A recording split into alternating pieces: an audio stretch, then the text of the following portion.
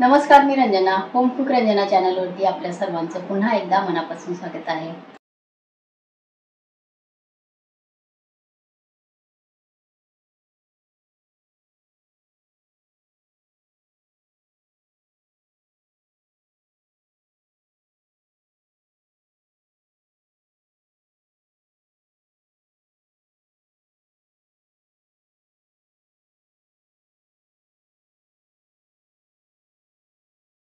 वाटण कसं करायचं आहे, चवीला खूप छान लागणार आहे. फ्रायही तुम्ही करू शकता, रश्श्यामध्ये टाकू शकता. तर मी फ्राय करणार आहे आणि रस्सा इथे दाखवणार आहे.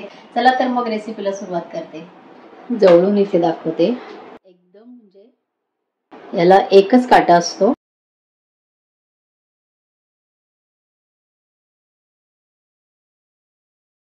तर हा फ्राय कसा करायचा आहे बघा. ह्याच्यावरून तुम्हाला कळत असेल, ह्याचा तोंडाचा भाग आहे हा मासा खूप मोठा आहे. ह्या पद्धतीने मी ह्याचे तुकडे केलेले आहे, जेणेकरून रस्स्यातही ते व्यवस्थित खाता येईल आणि फ्राय ज्याला हवा असेल तर फ्राय सुद्धा खाता येईल. ताजा हा मासा आहे. समुद्री माशाला चव खूप छान असते. तर जितळा मासा कोकणामध्ये तरी खूप जास्त आवडीने खाल्ला जातो. तर ही रेसिपी आज इथे मी करणार आहे.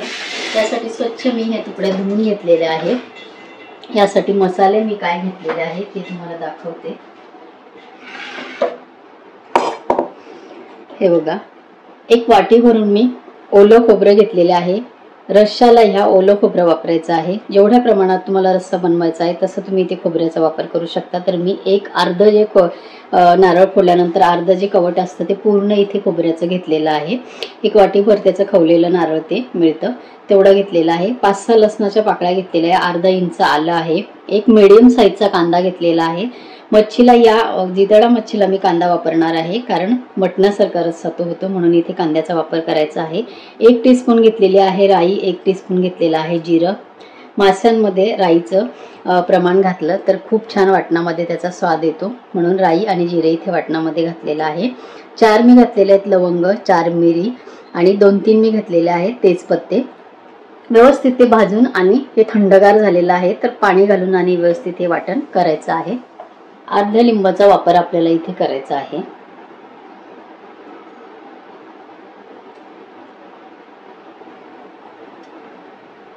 अर्ध्या लिंबाचा वापर या एवढ्या आपल्याला मच्छीमध्ये करायचा आहे. मीठ घालायचं आहे. हळद घालूया आणि हिंग घालायचं आहे. 2 चिमटे घालते मी हिंग. व्यवस्थित आपल्याला हे लिंबाच्या पाण्यामध्ये आणि या मसाल्यांमध्ये आपल्याला व्यवस्थित हे मिक्स करायचं आहे. लिंबू आवश्यक लावा. लिंबू किंवा कोकम तुम्हाला घालायचं असेल याच्यामध्ये तर कोकमही घालू शकता, पण लिंबाचा स्वाद अतिशय छान येतो, त्यामुळे लिंबू घातलं तर जास्तच चांगलं आहे. लिंबू, मीठ, हळद, हिंग लावून आपण मच्छी व्यवस्थित मिक्स करून बाजूला ठेवलेली. आता आपल्याला करायचे वाटण. पाणी घालून थोडं पाणी घालून व्यवस्थित बारीक वाटण तयार करायचे. वाटण इथे व्यवस्थित मी बारीक पाणी घालून आणि बारीक केलेलं आहे. हिंग, हळद आणि लिंबू लावून आपण ही मच्छी आपल्या वाटण वाटेपर्यंत बाजूला ठेवलेली होती. यामध्ये आता आपल्याला घालायचा आहे मिक्स मसाला. तिखट तुम्ही तुमच्या आवडीप्रमाणे घालू शकता. आता परत आपल्याला हे व्यवस्थित मिक्स करून, आणि वेळ असेल तुमच्याकडे तर तुम्ही अगदी 15-20 मिनिट ठेवलं तर छान याच्यामध्ये मसाले मुरले जातात. वेळ नसेल तर तुम्ही ताबडतोब जरी तळायला घेतले, फ्राय करायला घेतले तरी सुद्धा चालेल. तर फ्राय करून आणि नंतर रस्स्यामध्ये पण ही घेता येते. तर मी माझ्या घरी कशा पद्धतीने करते ही रेसिपी इथे दाखवणार आहे, की ज्याला ज्याप्रमाणे आवडले त्याप्रमाणे मच्छी खाऊ शकतात. बऱ्याच जणांना रस्स्यामधली मच्छी आवडते, बऱ्याच जणांना फ्राय केलेली आवडते. तर इथे मी दोन्ही प्रकार तुम्हाला दाखवणार आहे. माझ्याकडे वेळ आहे 10 ते 15 मिनिट. मी हे व्यवस्थित मॅरिनेशन करून घेणार आहे, कारण छान चव लागते. लिंबू आणि मसाले व्यवस्थित मुरले तर एकदम टेस्ट भारी लागते. वेळ नसेल तर करू शकतो, पण वेळ असेल तर नक्की ठेवा.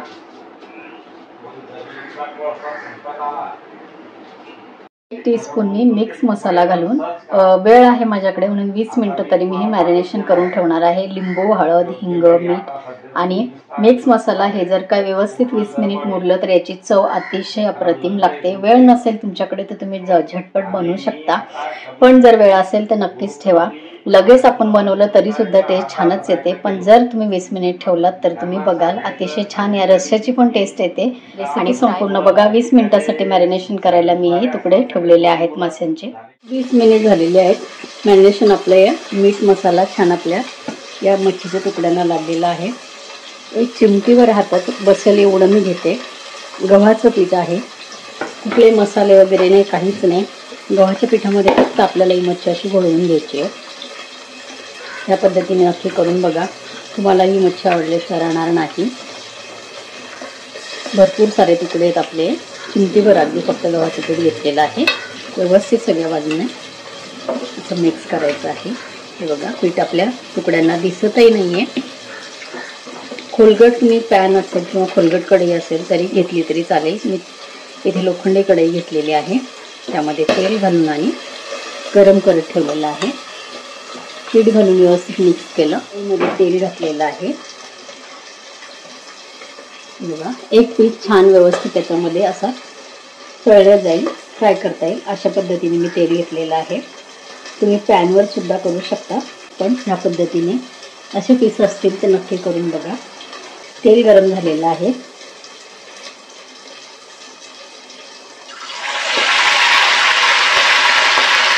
डायरेक्ट आपल्याला पीस त्याच्यामध्ये तेलामध्ये सोडायचं आहे.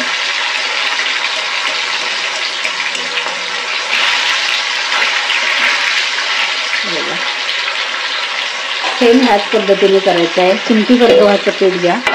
या मच्छीचं टेक्स्चर इतकं छान येतं. एका वेळेला एकच टाकायचं आहे कारण व्यवस्थित आपल्याला ते फ्राय करता येईल. मिडियम गॅसवरती करायचं आहे. तेल गरम झाल्यानंतर उलट पालट करत आपल्याला असं सरळ उलट करून आणि सर्व बाजूने व्यवस्थित आपल्याला हा तुकडा फ्राय करायचा आहे.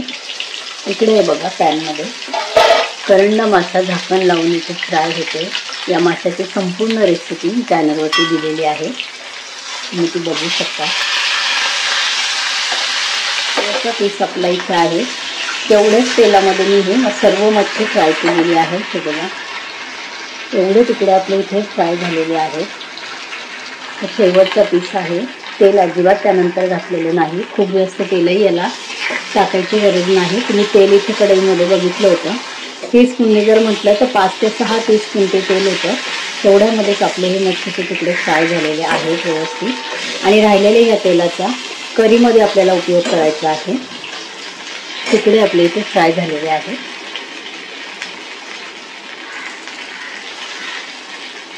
आपलं तेल इथे राहिलेलं आहे. हे बघा अगोदर आपण हे तेल जे आपण मच्छी फ्राय केली तर हे तेलाचा वापर आपल्याला करायचा आहे.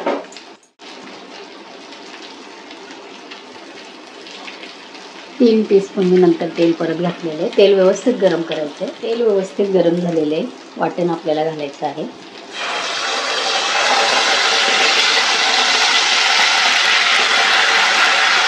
आपल्याला करी किती करायचं आहे त्याप्रमाणे आपल्याला वाटण घालायचं आहे.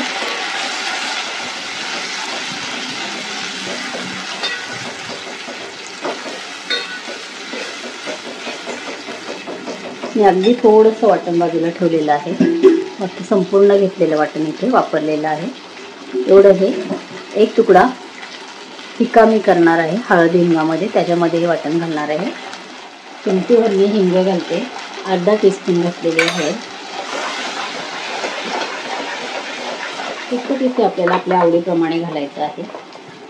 हा आहे भाजीला घट्टपणा येतो. सुकी रस्स्याची भाजी तुम्ही ह्या मसाल्याने करू शकता. याची रेसिपी मी चॅनलवरती दिलेली आहे. 1.5 टीस्पून मी हा घातलेला आहे. यामध्ये काय काय वापरलेलं आहे ते मी चॅनलवरती दिलेलं आहे. संपूर्ण रेसिपी तुम्ही बघू शकता. घट्टपणा करीला भाजीला येऊ शकतो त्याच्याने, असा तो मसाला आहे. आता इथे मिक्स मसाला घालायचा आहे तिखटाच्या तुमच्या आवडीप्रमाणे.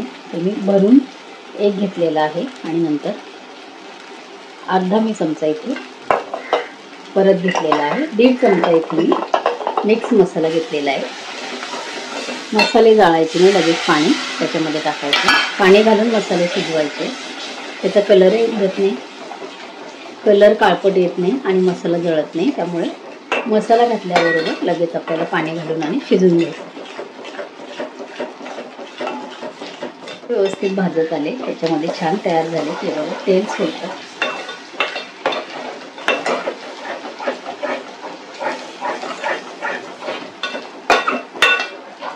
आता गरजेनुसार पाणी घालायचं.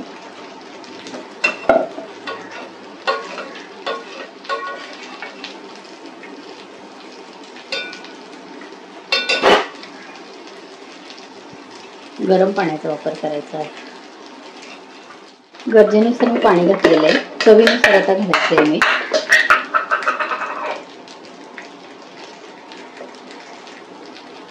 खळखळून आपल्याला एक उकळी इथे घ्यायची आहे. काय होतं, बऱ्याच वेळेला रश्श्यामधले तुकडे बरेच जणांना आवडत नाही, म्हणून मी सर्व तुकडे इथे तुम्हाला फ्राय करून दाखवलेले आहेत. आणि करीमध्ये आवडत असतील तर तुम्हाला ज्या तुकड्यांची करी करायची आहे तर फ्राय झाल्यानंतर ते तुकडे खळखळून ही करी उकळल्यानंतर त्यामध्ये घालायचे आहेत.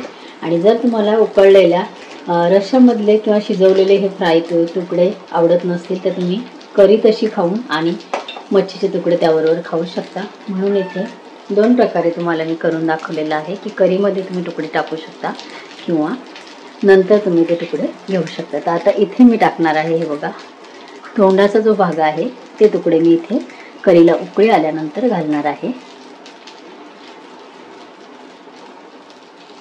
बाकी तुकडे मी तसेच ठेवणार आहे. हे दोनच तुकडे मी ह्याच्यामध्ये घातलेले आहे करीमध्ये.